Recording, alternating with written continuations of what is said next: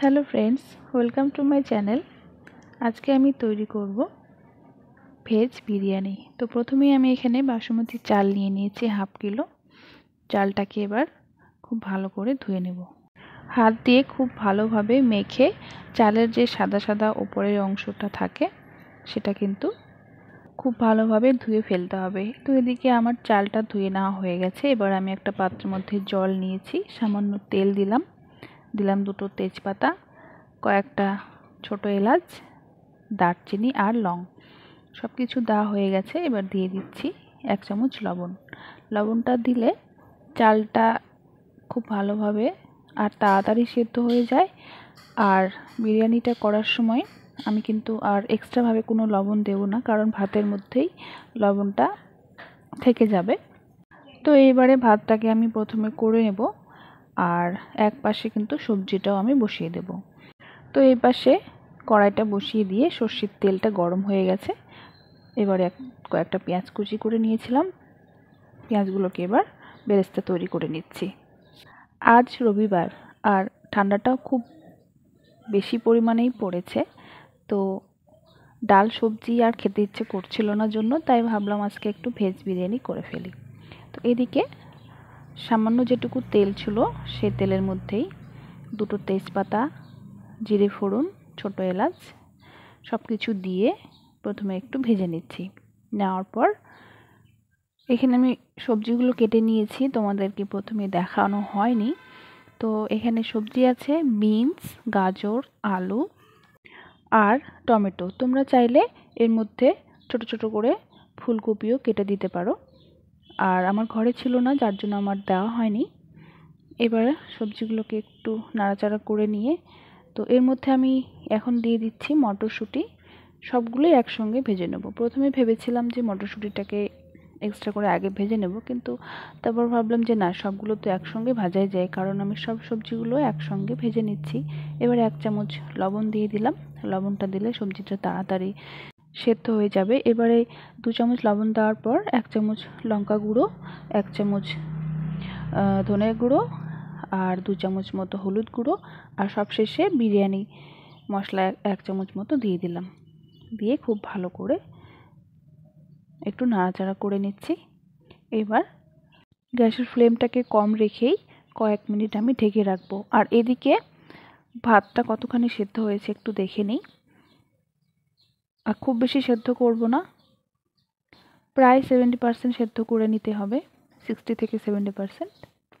তো এবারে ভাতটা আমি নামিয়ে নিয়েছি, ভাতটাও সেদ্ধ হয়ে গেছিলো। তোমরা দেখতে পাচ্ছ ভাতটা একদম খুব ঝরঝরে হয়েছে। তো এদিকে সবজিটাও দেখে নিই কী হলো। সবজি থেকে অনেকটা জল বেরিয়েছে, কোনো জল আমি দিইনি। একটু নাড়াচাড়া করে নিচ্ছি। নিয়ে সবজিটাকে কিন্তু আমি গ্রেভি মতো বানাবো। তো এখানে যেহেতু গ্রেভি করার জন্য আমাকে এক্সট্রা কোনো মশলা আমি দিচ্ছি না, তো এর মধ্যে আমি এখন দিয়ে দেবো সামান্য পরিমাণে দুধ। ঘরের দই থাকলে দইও দিতে পারো, টক দই। তো এবার আবারও কিছুক্ষণ ঢেকে রাখলাম। তো তোমরা দেখো গ্রেভি ভাবটা চলে এসেছে। এবার সবজিগুলোর মধ্যে 2 চামচ ঘি দিয়ে দিচ্ছি। ঘিটা দেওয়ার পর আবারও একটু নাড়াচাড়া করে নিয়ে তুলে নেব, কারণ সবজিগুলো খুব ভালোভাবে সেদ্ধ হয়ে গেছে। আর বেশি সেদ্ধ করলে হয়তো গলে যেতে পারে। তো সবজিগুলোকে কিন্তু গলিয়ে ফেললে হবে না, দেখতেও খারাপ লাগবে আর বিরিয়ানিটা কিন্তু খেতেও খারাপ লাগবে। তো সব সবজিগুলো আমি তুলে নিচ্ছি না, সামান্য সবজি আমি কড়াইতেই রেখে দেবো। আর আজকের বিরিয়ানিটা আমি কোনো হাঁড়ি বা ডেকের মধ্যে করছি না, কারণ এক্সট্রা করে আর এই ঠান্ডার মধ্যে বাসন বের করতে ইচ্ছে করছে না। তো এই কড়াইয়ের মধ্যেই আমি, চালের পরিমাণটাও কম যার জন্য ভাবছি এখানেই করে ফেলি। তো এইবারে আমি বিরিয়ানিটা সাজাতে শুরু করেছি। তো প্রথম লেয়ারটা আমি দিয়ে দিচ্ছি, চারিদিকে খুব ভালোভাবে ভাতগুলো দিয়ে দেব। দেওয়ার পর এর উপরে বেশ কিছুটা পরিমাণে সবজি দিয়ে দেব।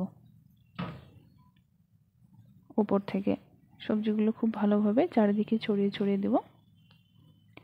সবজিগুলো দেওয়ার পরে ওপর থেকে বিরিয়ানি মশলাটা একটু ছড়িয়ে দেব, খুব বেশি দেব না, হাফ চামচ মতো দিয়ে দিচ্ছি, হাত দিয়ে ছড়িয়ে দিচ্ছি, তাহলে খুব ভালোভাবে মশলাটা চারিদিকে ছড়াবে। এবার আমি গোলাপ জল দিয়ে দিচ্ছি, গোলাপ জলও আমি হাফ চামচ মতোই দিচ্ছি। তো যেহেতু আমার স্পুনটা ছোট, সেজন্য আমি অল্প অল্প করে 2বার দিলাম। এর উপর দিয়ে আবারও একটা লেয়ার করে দিচ্ছি, লেয়ারটা যেন চারিদিকেই সমান থাকে। তো এইভাবে আমি লেয়ারটাকে তৈরি করে দিচ্ছি। হয়ে গেছে। এবারে বাকি সবজিগুলো সব দিয়ে দিচ্ছি। চালের পরিমাণটা কম ছিল আর সবজির পরিমাণও কম ছিল, তো এখানে আমি 2টো লেয়ার করলাম। এরপর আমি একটুখানি বিরিয়ানি মশলা আবারও ছড়িয়ে দেওয়ার পর বাকি যে ভাতটা ছিল সেটা দেওয়ার পর পেঁয়াজের বেরেস্তাটা উপর থেকে ছড়িয়ে দিয়ে 15 মিনিট মতো একদম লো ফ্লেমে ঢেকে রাখবো, খুব ভালোভাবে যেন কোনো হাওয়া পাস না করে। তো এইভাবে 15 মিনিট পর আমি বিরিয়ানিটাকে নামিয়ে নিয়েছি। দেখো খুব সুন্দর হয়েছে, আর বিরিয়ানি থেকে কিন্তু খুব সুন্দর গন্ধ বেরিয়েছে। আর আমি এক্সট্রা করে চিকেন কষা করে নিয়েছিলাম। তো আজকের এই রেসিপি কেমন লাগলো তোমরা আমাকে অবশ্যই কমেন্টে জানাবে।